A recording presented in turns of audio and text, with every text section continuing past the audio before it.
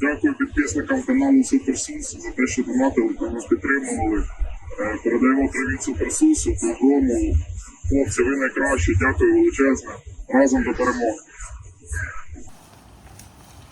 Добрый день, дорогие друзья! Мы снова с вами. Я вас приветствую, рад вас видеть, люблю, уважаю и обожаю, как говорится. Сегодня мы находимся в такой интересном месте в Киевской области, где хранились из прошлого старые поезда. Поезда теперь идут под распил, как бы я вам уже 1000 раз говорил, что все наши объекты, которые мы посещаем, к сожалению, они уже остаются только в истории, мы запечатляем это все как историю. Возможно, может даже найдем сегодня действующий какой-нибудь паровозик маленький, попробуем покататься. А в целом покажем рестораны, вагоны, как спали раньше люди, как цари ездили. Место открылось буквально недавно, потому что землю уже купили и будут сносить. И мы тут как бы внедрились. Сейчас, дорогие друзья, мы встретимся с экспертами железных дорог. И они вам объяснят, почему так близко душе нам эта тематика железная дорога, криозот. Вот эти вот деготь, вот эти вот шпалы, все железяки. Хотим расширять наши знания в области познания, показывания вам Ютуба. И будем более серьезно подходить к вопросу. И с каждым вопросом будем приглашать по эксперту, который профессионально смог бы показать вам, как оно правильно было бы. Показал бы, как правильно вам это все рассказать, показать. И как бы инженерно мысль, как бы не просто о глупости, как я делаю. А человек серьезный может подойти. Будем привлекать, пробовать, друзья, разные профессии. Полицию, медиков, экспертов, инженеров. Пусть они нам рассказывают всякие инженерные мысли, как все, каждая профессия устроена. Каждая профессия важна, каждая профессия интересна.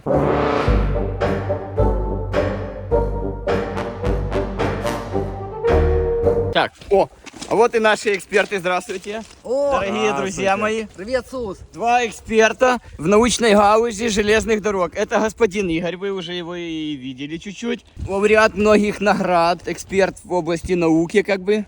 Это его помощник. Младший машинист. Игорь, а ты машинист? Отчасти. Все мы в душе немножечко машинисты и в детстве мечтали управлять поездом. Но потом мы вырастаем, и у нас появляются другие цели, приоритеты и финансовые потребности. Поэтому, к сожалению, машинизм остается только в мечтах. Да. Ну то есть ты с железной дороги ушел уже? К сожалению, да. Ты пошел по моей стезе? Бабки, деньги, филки, 2 ствола. 2 ствола.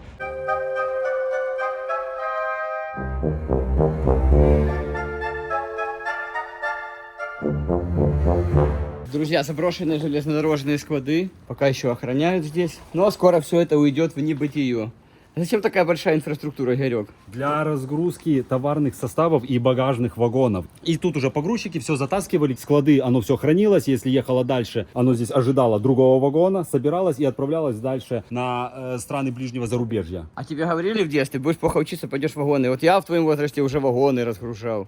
И мне всегда было интересно, а где же устроиться вагоны разгружать? Сейчас есть такое или нет? В моем детстве меня только кошмарили, что будешь плохо учиться, будешь дворником работать. Дворником? Говорят, и через 30 лет квартиру дадут. Где дворником пойти устроиться сейчас? Нигде. Нет, мне говорили, что хвосты быкам будешь крутить.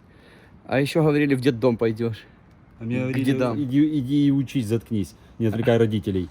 Что только не говорили в детстве. Ох уж Вот эти такие родители, вещи. А такие теперь мы хитрые, сами повзрослели и стали родителями. взрослыми детьми. Я узнавал, что раньше, это буквально лет 30 тому назад, совсем недавно по меркам земным, железнодорожный транспорт это был основной транспорт вообще, пути сообщения, не было автомобилей, оно было все не развито, и все грузы, грузопотоки проходили именно по железной дороге, поэтому нужна была очень большая инфраструктура, потому что вся масса, ни кораблями ничего не возили, а самолеты, тем более это было все очень дорого, поэтому возили поездами, и поэтому такая инфраструктура богатая и очень обширная, именно железнодорожная. И с тех пор ничего не изменилось. До сих пор железнодорожная инфраструктура и железнодорожные грузоперевозки являются основным, прибыльным и самой перевозимой артерией. А пассажирские перевозки, они, к сожалению, как и все остальные пассажирские перевозки, убыточны и живут за счет дотаций с грузовых перевозок. Так что берегите товарные поезда. А корабли не дают? Самолеты сейчас. Долго. Очень долго корабли, и еще плюс сомалийские пираты вечно кошмарят команду и не дают нормально пацанам привезти мне чехол с Алиэкспресса. А вы знаете, что первым, кто боролся с трейнхопперами, был Ленин. Был даже специальный указ всех проезжающих снаружи вагона и бездействующих таким проявлением ссылать в Сибирь. Вот падла. Да, вот скотина, Скотина. блядь. Нельзя материться, да? Нельзя. Ага.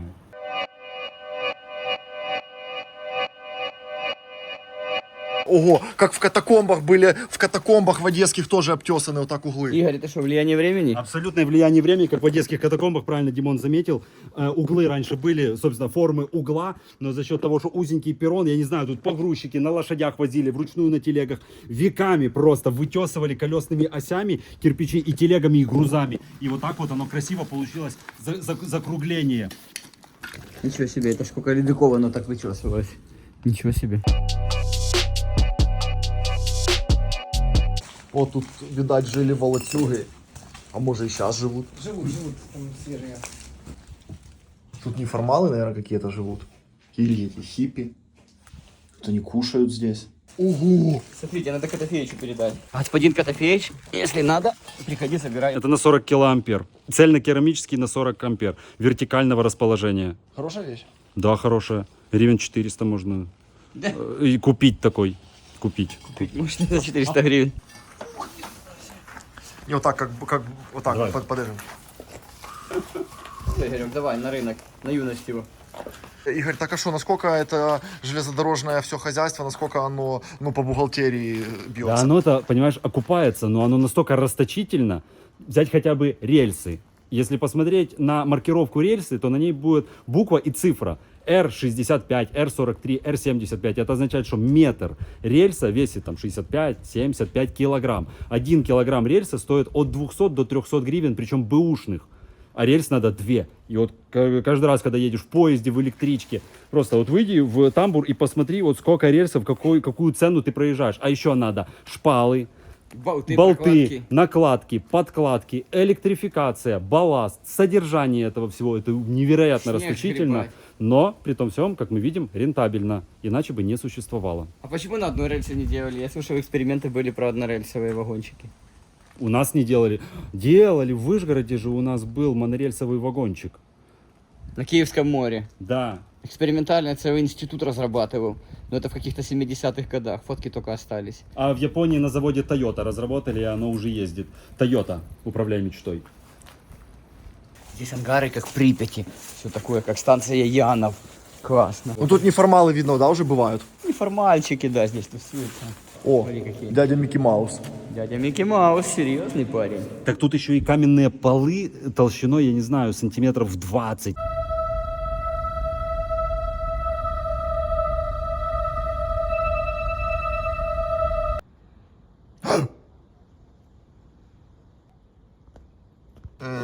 А, это год изделия, действительно? Да, год выпуска. А что это 1.1.1.0.1.0.1? Это как в матрице, как язык программирования? Обнуление шло. Подозреваю, что, к сожалению, нет. Это всего лишь второй месяц, второе число.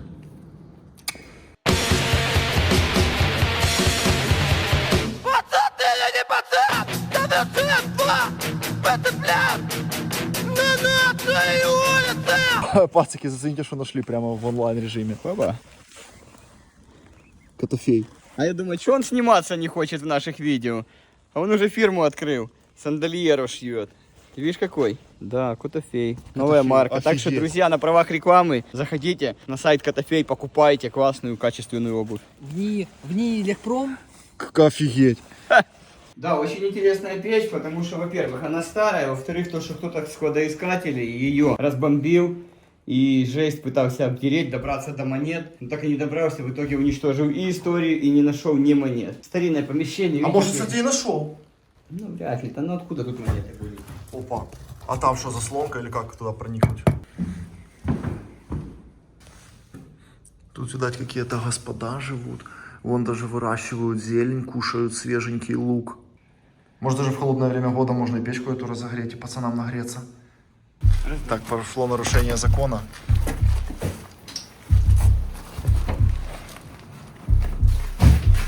Что это, хлопцы? Что це таке? А это, смотри, цельная печь, до которой еще комрадоискатели не добрались, чтобы монеты свои тут искать. И тут вот сохранилась задвижка еще родная, ГПК, Прилуки. И как мы знаем, Припять? Прилуки это не только у нас город в Сумской, Черниговской области и сигареты, а еще и задвижки и печи. А, вот как распаливали, видишь, растаптывали.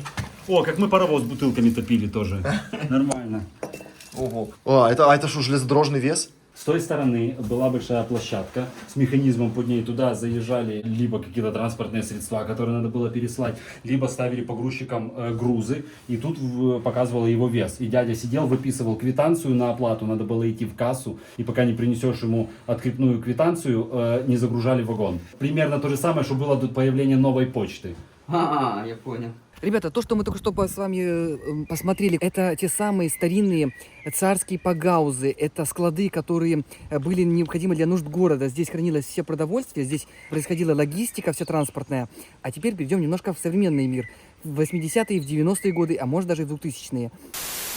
Друзья, вы знаете, что мы много лазим, тратим много энергии. А когда тратим много энергии, надо ее где-то восполнять. И классно где-то на вылазке сесть и выпить качественного кофеечку. И наши друзья из Радио Кава прислали нам вот такой подарок. Качественный кофе крутой. Ребята делают кофе и в зернах, и меленую. И у них больше 40 сортов кавы. Значит, это дрипы! Ого! это дрип кава. Это очень удобно! Это вариант такой туристический у нас, что можно и в бункере, и под землей. Ой, а я не знал. Игорек, научи меня делать. Ого! Раз, Танцевальная открываем, технология. да? Да, открываешь вот этот кармашек. Так, Открываешь кармашек. Оп. кармашек Все. снимаешь. И сюда Ага. заливаем кипяточек. Ничего себе! Мы подготовили Горячую заранее водичку. кипяток закипятили. Дрип-дип-дип-дип-дип-дип-дип-дип-дип-дип. Опа. А ну можешь меня обновить немного? Сейчас сядет чуть-чуть, еще чуть-чуть дольем. И полетели брать силы и бодриться. Ай, как пахнет кофе! Ой, вкуснятина! Ай, хорошо. Все, кофе настоялось, заварилось, а теперь пробуем. Давай. А ну-ка. Ой, какой аромат. Ах, бодрящий, хороший. Это подписчики, которые смотрят все наши видео. Так что это не просто люди с улицы, это наши друзья. А плохого не подсунут. Да, плохого не подсунут. Шикарный кофе. Так что, друзья, Радио Кава, кто хочет, заказывайте у ребят на сайте самое лучшее кофе. Вкуснятина.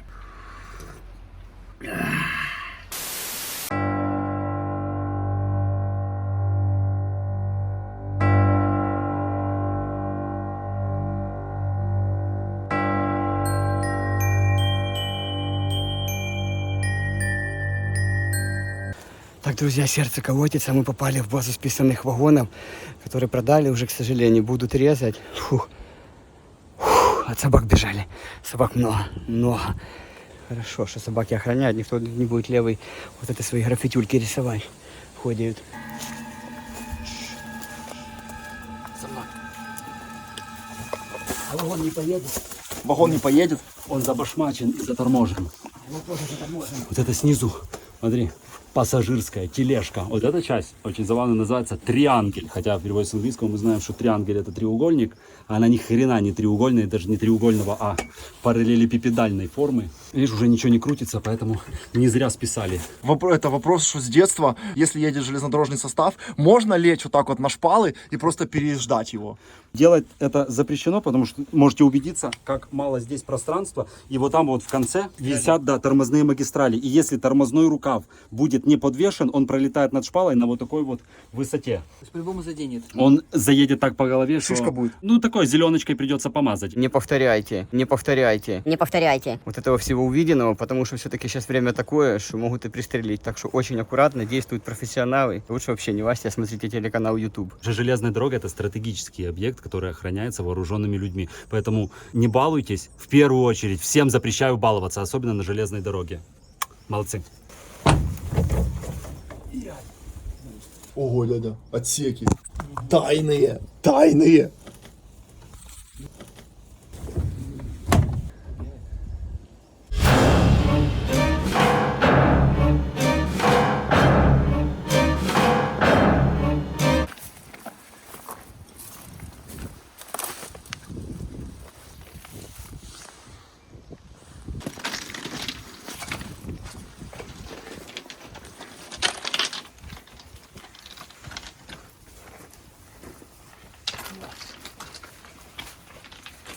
Ржавые старые вагоны железной дороги, класс!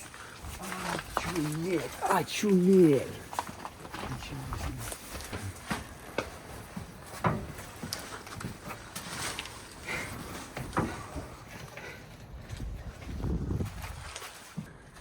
Очуметь, друзья, мы попали в заброшенный ржавый вагон.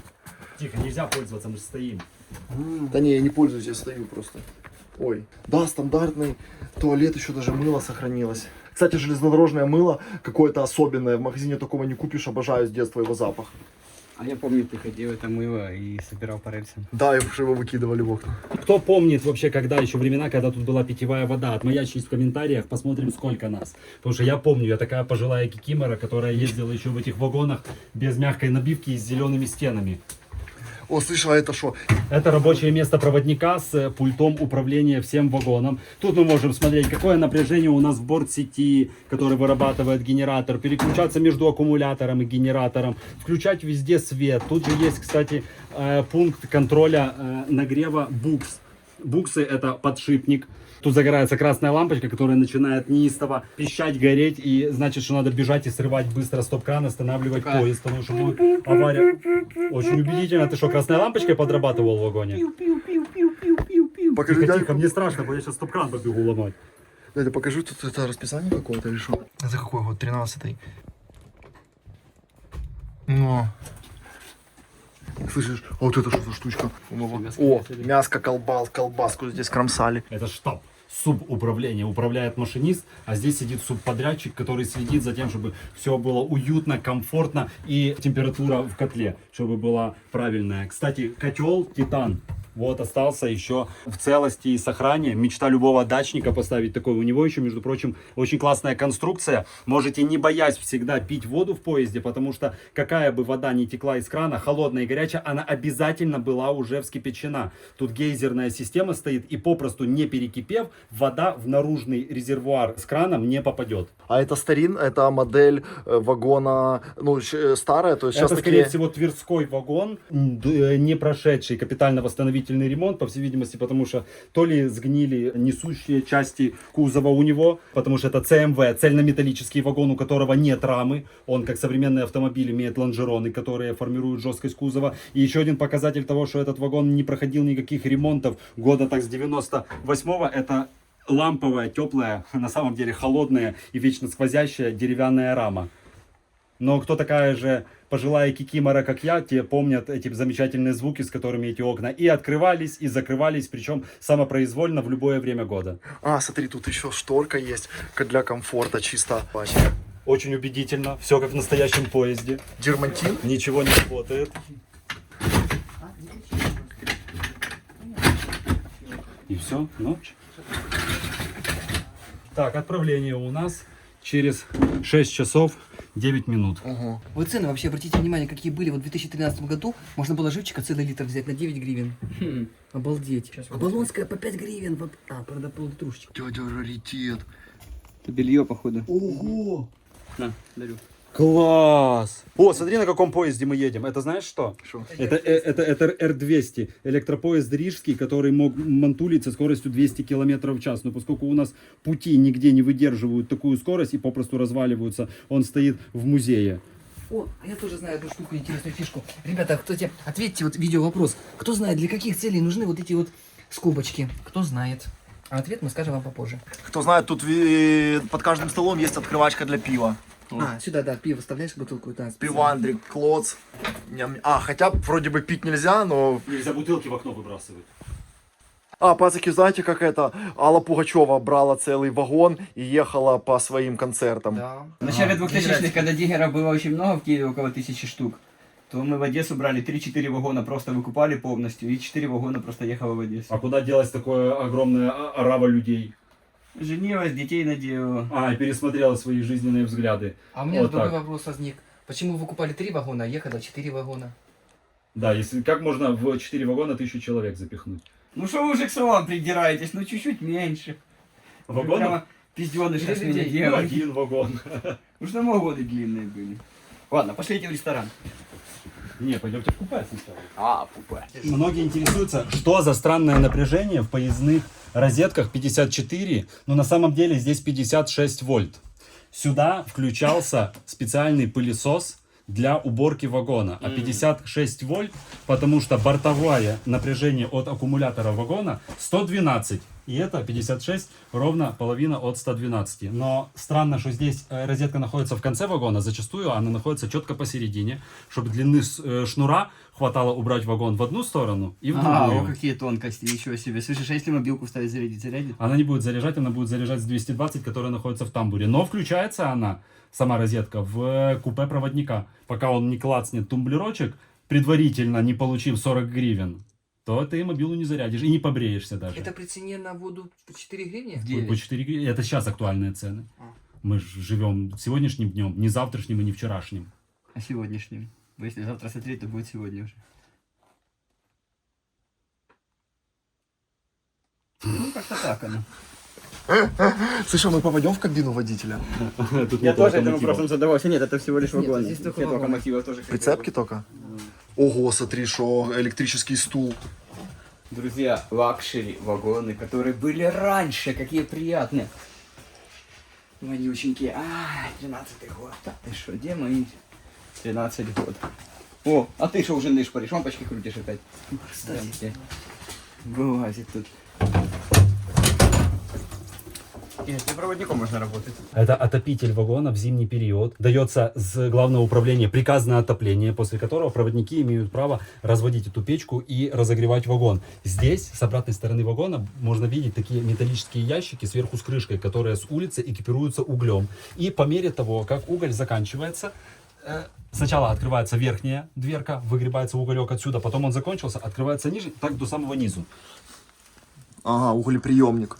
Выгребается отсюда уголек, кидается в топочку, которая на паровозном языке называется шуровка. И вот еще, я слабо знаком с его устройством, но знаю, что если в системе ловится воздушная пробка, чтобы ее прокачать, есть рукоятка, и проводник должен ею прокачать всю систему вагона. И тогда всем будет внутри тепло, но по факту жарко и дышать, как обычно, нечем. Но это устаревшая система, сейчас таких уже нема. Сейчас до сих пор такие применяются, и даже когда к нам пару лет назад приезжал... Форест Гамп. Кстати, да, он Пол тоже приезжал. Маккартни. Барак Обама. Да, приезжал, он фотографировал эти туалеты и печи и показывал, что смотрите, как в Украине, как выглядят еще поезда. Ты знаешь на самом деле, что это происходило? Это кража технологий, между прочим. Это шпионаж называется промышленный. Дело в том, что... Мелешь, это свои. Слышишь, подожди, свои. У этих своих, короче, это вот эти ж, помнишь, у нас Хундаи были, закупили, когда... Hyundai, а не Hyundai. Ну, вот эти Хундаи, короче. У них была проблема, они останавливались по пути, и все Ух ты, замерзали, и быдло. пассажиры мерзли. Короче, они в Европе, у них тоже начались вот эти зимы сейчас холодные. Что у них в Европе, у нас? Ну, у нас с ними. Короче, они подтянулись к нам, у них началось холодать все. И все. И они теперь вот эти технологии наши себе забирают, ты понял? И называют это климат-контроль, паскуды какие. Игорь, а, кстати, что касаемо климата, покажи свой лайфхак зрителям, что у тебя там в ботиночках происходит. Так что тут показывать? Дергаем за веревочку и вот. Ну, видишь, еще Кап, влаги кап, не кап, напиталась, кап, поэтому Капает продолжаем. тампончик. Слышишь? Игорь, что за дела? Держи, это Да иди в потом баню. используется. Это, ну хорошо, Забери впитывает, нахер. хорошо Ну, впитывает. пользование. Это там, кто знает, то они знают. Где ты еще тампоны носишь? Игорь, объясни, зачем ты тампон засунул в кроссовок? Людям покажи, вот. Подожди, а это пускай будет видео вопрос. Ребята, догадайтесь, с какими целями можно использовать женский гигиенический прибор? А это что такое? Автостоп? Постоянный. Шо? Это стояночный тормоз. А что, он не работает уже? Не, он работает, он подается вот так на себя. О, И гальмуватый. И вращаем его по часовой стрелке оборотов 30, и мы вручную затормаживаем таким а знаешь, образом почему он у тебя состав. не вращается? Потому что он заторможен, как и я. Потому что ты заторможен, да. Все верно. Смотри, кто-то сорвал стакан уже. Ёлки-палки. О, смотри, какая керамическая раковина. Это редкость? Да. Сейчас металлические такие, просто прямые делают в уголок. Она вообще фигурная такая. Ой, да, красивая. так, посмотри, какие эти. Я никогда не видел, чтобы такой бамбук роскошный Ого! нарисован. Фигурочка. Я всю жизнь хотел, чтобы у меня дома были такие стекла, боялся, что просто не накоплю. Ну, в принципе, так и не накопил. Тут тоже ныкали, да, что-то? Да, везде можно ныкать, но тут на самом деле система управления как раз таки, там находятся два вентиля, открыв которые можно пустить горячую воду в А кран. ты, Игорь, умеешь вагонами управлять Да. вообще? Можешь ехать? Да.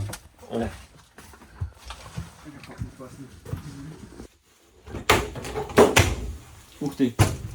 Что это такое? Интересно. И что? Что это такое? Вещевой ящик для хранения необходимого инвентаря для уборки салона. Короче, и вот тут часто проводники перевозят контрабандно сигареты из одной области в другую. Спрашивается, зачем? Но они этим занимаются и считают, что это очень гешефтное дело. Можно попробовать, как влезу туда или нет? Да, конечно. Попробуем контрабандного человека вести.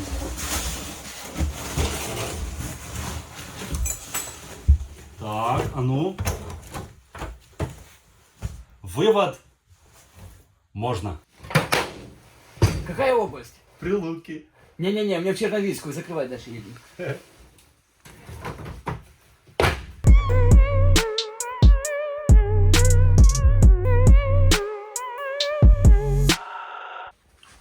Друзья, железная дорога для нас, для диггеров, сталкеров, городских исследователей, это очень близкая тема. Мы обожаем эту тему. Я думаю, она интересна каждому из вас, потому что все вы любили путешествовать. Путешествия — это какие-то новые места, это движение, это неизвестность, это что-то новое, это стоишь у окна, колышется поезд, вечерний закат. И вот мы сейчас немножко окунемся в это путешествие. Поехали.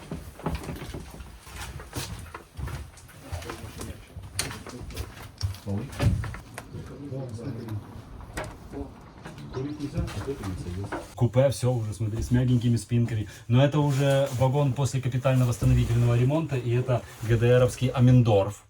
Смотри, можно мента вызвать. Ого, смотри, красный шап. Но все равно, видишь, вон экстренная попытка мусорнуться есть в каждом купе у людей. Нажал красную кнопку. Пойду нажму, тут распевают, а я же не пью. Нажму. Дядя, смотри, какая реклама. Ого. Билайн, вы помните, еще Билайн когда был? Вот дела.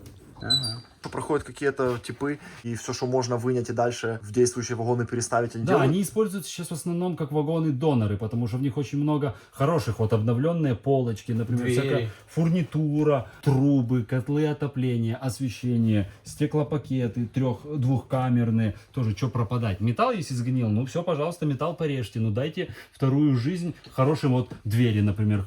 Вот кто бы не хотел себе домой такие двери? Я бы очень, Я бы например, не не хотел хотел. Да, а ты бы тоже не хотел? Я бы не хотел. Да, Никто Игорю бы в не коридор хотел. поставить. Абсолютно. Кстати, вот эта вот рукоять, многие спрашивают, что это такое.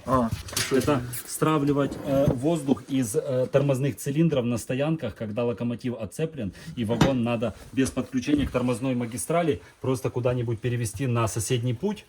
То приходит проводник, поднимает эту дрыгалку, воздух стравливается с тормозных цилиндров, и вагон может сам ехать. То есть, подожди, на станции, когда там что-то это туда-сюда, тебе надо там быстренько в ларючек за пивком дернул, и вагончик скатился туда. Вагончик скатился, А да. как затормозить? И потом ручником вот тем в тамбуре.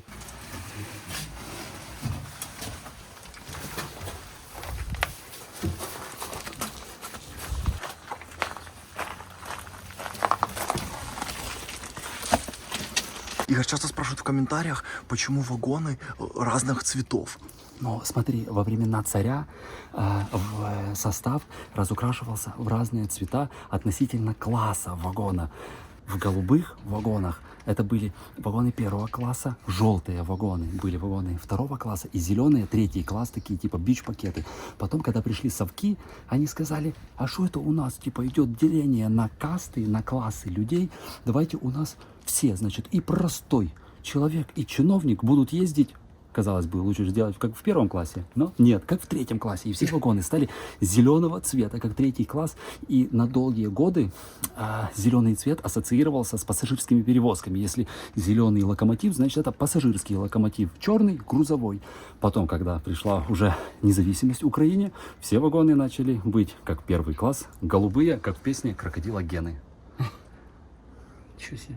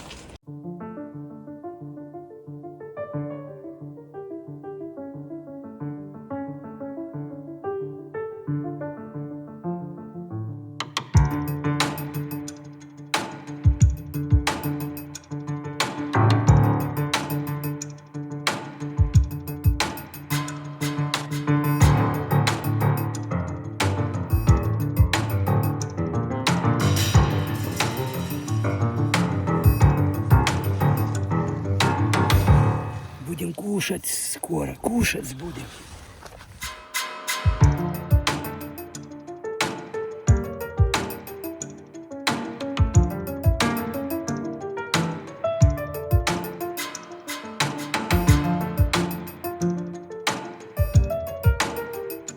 Вау, смотрите, какой индирчик.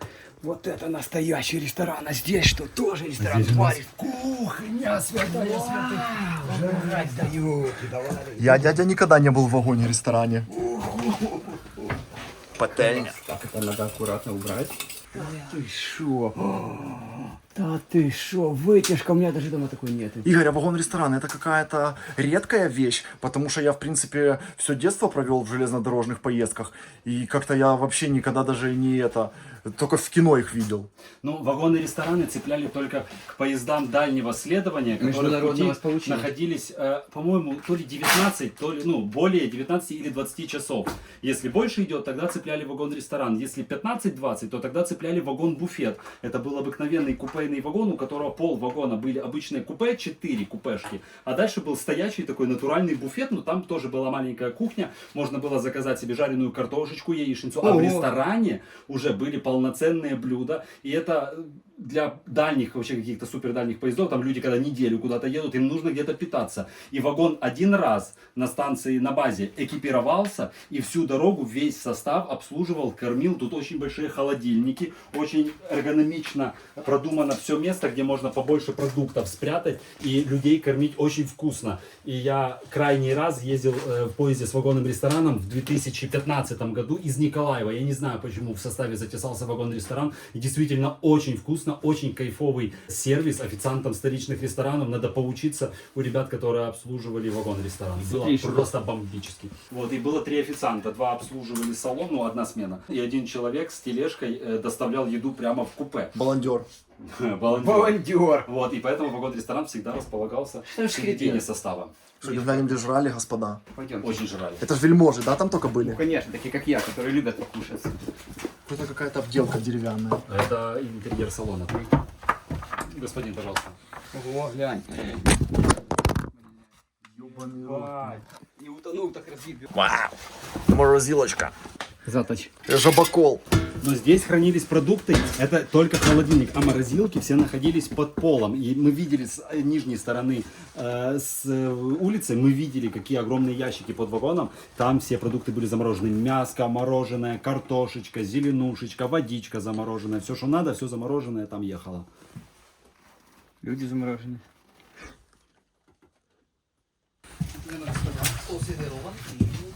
Ждем вас. О, пан Биду! Давно не бачилися. А де їда? Чуєш? Ти що, все поїв Сейчас опять? сервируем скоро. Ти все з'їв, скотина, поки ми ходили. О, Присаживайтесь. и время кушать. Время кушать, сэр. Смотрите, сколько столов. Люди кушали. Снова все про Припять нам напоминают. Правильное напряжение в розетках, наконец-то уже не добавленное на 2. А жрачка не входила в билет. Не входила, но она стоила сущих копеек, как, Сущих на, копеек. как на столовках на заводе. А, то есть не было такого, Просто чисто что, по себестоимости, что да. жрут только вельможи. Ни в коем случае. Потому что если будут жрать только вельможи, то до пункта назначения доберется 3 человека. Вельможих на весь состав. А все остальных потом просто штабелями Не, ну все же эти повыгружают, бирки на большой палец ноги и до свидания обратно уже в вагоне-рефрижераторе. Не, просто люди же с сутками ездят, домашние голубцы там везут. Сутки пластиковые, а в Советском Союзе не было пластика. Ну, банки. А бакелитовых банка побьется, тоже неудобно.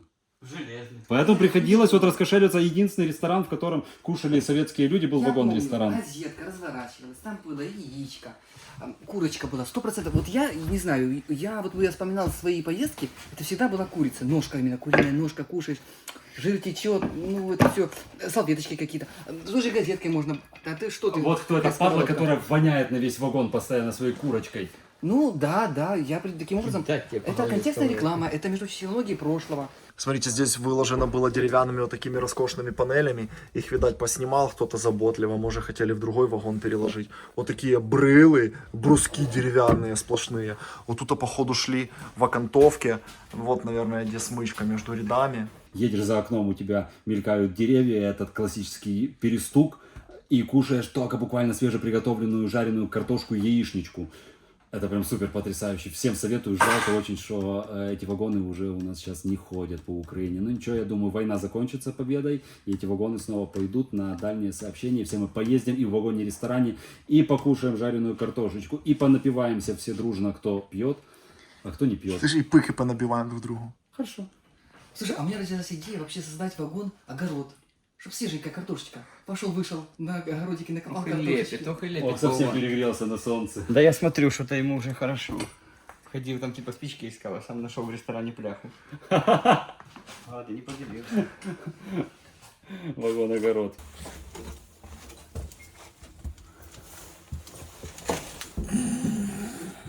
Игорь, это какая-то вообще какая-то необычная, да, вообще конструкция? И тут заужено, и тут она 2 койко-места всего. Это самый редкий зверь на наших железных дорогах, вагон габарита РИЦ. По-итальянски звучит как Регламенто Интернационале РОТ. Регламенто Интернационале Коца, что означает примерно дословно правила международных перевозок. Это стандарт взаимного оборота вагонов по европейским железным дорогам. Потому что если наши обычные вагоны поедут в Европу, они сильно широкие, они посносят нахрен там все перроны и все пристанционные сооружения. А этот вагон хорошо проходил по европейской колее, и это европейский стандарт. А еще интересен этот вагон тем, что подними столик. Подними Что там, столик. туалетик? Ну, для мальчиков туалетик. Для девочек рыгалка. Ух ты. Ого, дядя, класс. Вот это роскошь. Ага, это какой все хороший. VIP во всем. И они по Украине ездили? Да, они ездили по Украине, но сейчас такие вагоны ездят на Варшаву. Их на границе меняют тележки на европейскую колею, потому что в Украине 1520 миллиметров, в Европе 1435. Меняют просто тележки, а люди спят, даже не знают об этом. И продолжают движение дальше по европейским путям. Слышишь, Игорь, а чего разная толщина колеи? Это сделали во время войны, чтобы типа враг не шуршил? Совершенно верно. Ждали врага с запада. Поэтому у нас с западными странами другая ширина колеи, потому что ему надо будет Специально, перестраивать. да, так сделали? Да, но, к сожалению, как мы видим, все враг пошел оттуда, где ширина колеи, к сожалению, такая же, как и у нас. Но ничего, уже ведутся беседы о том, чтобы перешить всю украинскую колею на европейский стандарт По-моему, уже Львовская 1435. область есть часть. Там трехниточный путь кинули, просто еще одну дополнительную рельсу. А знаешь историю, откуда взялась широкая колея? А ну расскажи. При царе. Эту историю, когда царь сказал, Так, царь Македонский, ага. говорит, сделать, чтобы враг не прошел, у нас все должно быть больше и шире. Говорит, хорошо, командир, все сделаем. Насколько шире делать? Нахуй. Говорит, хорошо, на 15 сантиметров больше. А вот такой вот усредненный стандарт, получается, так я, смотри, я усредненный стандарт. А на самом деле эта ширина 4,5 футов, потому что вся наша железная дорога строилась по английским чертежам, и все названия у нас Украденным? тоже пришли, да, из Англии. Ну, по украденным чертежам. По купленным чертежам призывались тогда, или в ссылку ссылались инженеры, и они все делали по своим стандартам. Для зрителей, кто не понял, это купе трехместное. Короче, я сейчас вам покажу, как здесь образуется третья полка. Из спинки нижней полки, на которой мы сидим, приподняли. Так. Все, сюда укладывается матрасик, мы закладываемся, нажимаем желтую кнопку, фиксируемся и уже никуда не выпадаем. Все, это надежно держится. А для того, чтобы закрыть, снова нажимаем кнопочку, оно закрылось. И выходим. А то холодильничек. Холодильничек, это побриться. Вау. Мыльно-рыльная. Вот свет загорался даже. Розеточка. Вива Давида Лока. Кнопки. Нажимай. Или это... Ого, глянь. Капец. Вот это сервис. Так, знаешь, кто-то спит, так видишь, только так зубчиком сюда так выехал за полочку. Ты так раз, по зубчику класс, не спать. Ты в Украине уже. Где находишься? Сейчас мобилку вытащат. Уже 1520, просыпайся. Проехал европеец, ты попал на воре. Да, и в натуре, смотри, глазок был в двери, что можно смотреть, кто там спит. Это ваткой обычно затыкали раньше. Открой до конца, тут механизм. На меня, дядя, открой наоборот. И блокировка. Закрой. Это и есть тот самый вагон, так называемый. Давай. Европа. Закрылись. И вот здесь. Раз. Шпингалетик. Шпингалетик. Можно немножко приоткрыть, чтобы было Побазарить. проветривание. Не, побазарить, типа, что вы хотите там? Да. Взять, ну, как А бы, ну, назад. взять вес и обратно закрываться. О. Друзья, ни в коем случае не приближайтесь к железным дорогам. Это места повышенной опасности. У нас есть санкции на то, чтобы здесь снять. И вот эти вот все заброшенные вагоны дали нам добро знакомые поснимать. Так что, друзья, ни в коем случае смотрите видео, радуйтесь. А мы пока для вас показываем хорошее видео. Что тут, что, Варшава вше, чи що? Джеска Понте. Міскузі. Варшава вже. Скоро переїдемо. Что це, хлопці? Это купе отдыха проводников. Что такое? Это полная электросхема вагона, с которой ходил поездной электромеханик. Логический чистый туалет. Если она находится здесь, значит этот вагон был штабным, потому что именно в штабном вагоне ездит электромеханик. Ой, расписание еще есть. И вот он полностью знал, где какие конденсаторы. Классно. Это очень классная штука. Электрооборудование вагона серии 61779. Оно все одинаковое или от вагона к вагону Нет, отличается? от вагона к вагону отличается и даже еще отличается от приписки вагона, потому что в каждом депо у каждого электрика свое видение того, как должен вагон быть устроен. И эту информацию надо хранить как зеницу ока, и вы ничего не видели и никому об этом не рассказываете.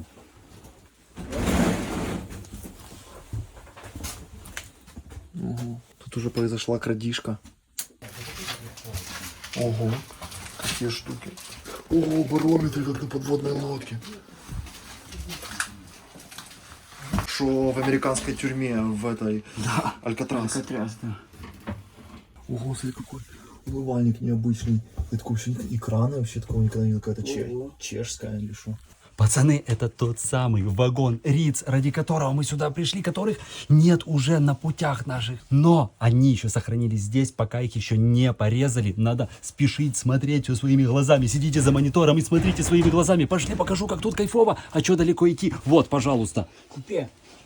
Ого, это что, лестница как для котов делают? чтобы Это там- заводская лестница. Специально для того, чтобы удобно было забираться на второй этаж. Посмотри, как идеально подогнаны части, как она стыкуется к верхней полочке. Ого.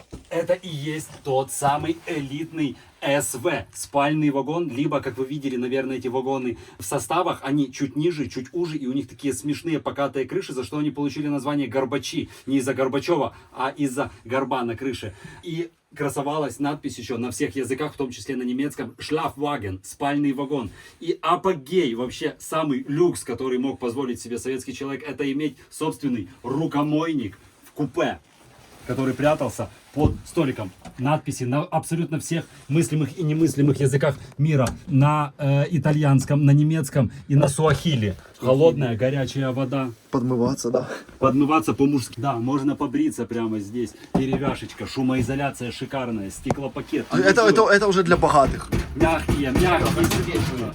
Это для богатых, потому что стоимость поездки в СВ равнялась просто выкупить, я не знаю, весь купейный вагон, наверное. А это Равно уже как и ехали на сейчас. дальнее расстояние, это куда-то типа в Пари. ФРГ.